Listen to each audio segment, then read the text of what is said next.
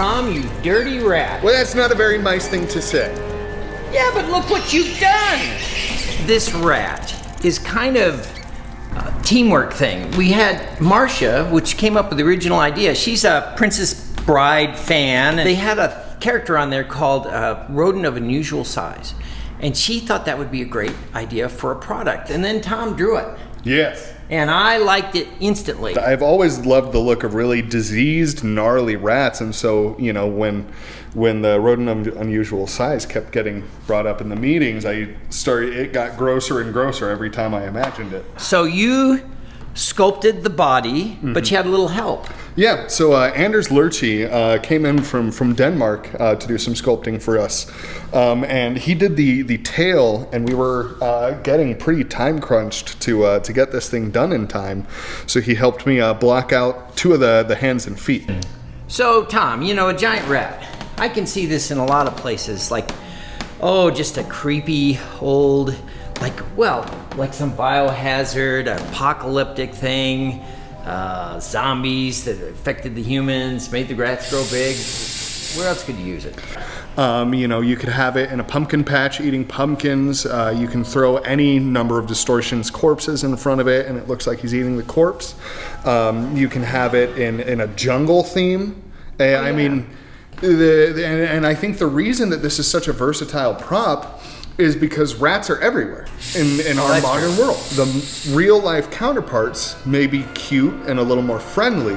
You know, we're talking the difference between a Chihuahua and Cujo for this thing. So this is the dirty rat, and we think this is kind of cool. You get these 2 transformers and a tail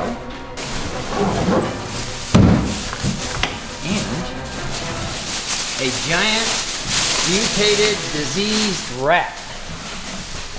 So he is very simple to put together. You just lift him up, bend his legs down. They have wires in them. He'll come out of the box with them in the down position or up position.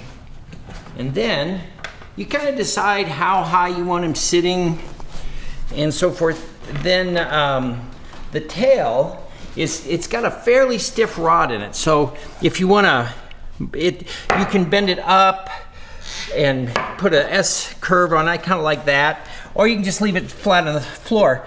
But you'll have to overextend the bend a little.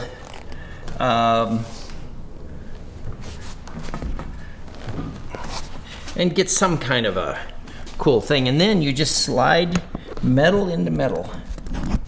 Let me tell you, this stuff, if he doesn't survive the apocalypse, his tail will. Anyway, inside the package comes these 2 transformers. And there's 2 things these activate. One is for the shaking, and one is for his eyes.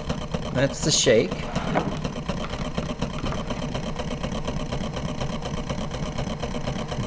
He does that. And that, you know, is pretty cool. It's that easy. His setup should take you, you know, like 3 minutes. But, and as far as durability, it's built to last. All metal, foam and latex, and then a really strong motor. We try to get as close to Hollywood as possible. So this hair is all hand punched with a needle, you know, like a few hairs at a time. And the paint job is actually, there's a base coat of kind of a brownish gray, then an overhaze that's kind of the same colors we use on Scarecrow. And then there's a pattern put in this that really makes him look gnarly. That's like a dark, medium to dark gray that's kind of organically shaped. And then we've got these Persian Fable pus pockets that are circled in purple lake, and then they're highlighted with a little bit of orange. His teeth are Persian Fable. He's got red lips, red in the eyes. And then he's got flesh highlights, like his tail is flesh, his toes are flesh.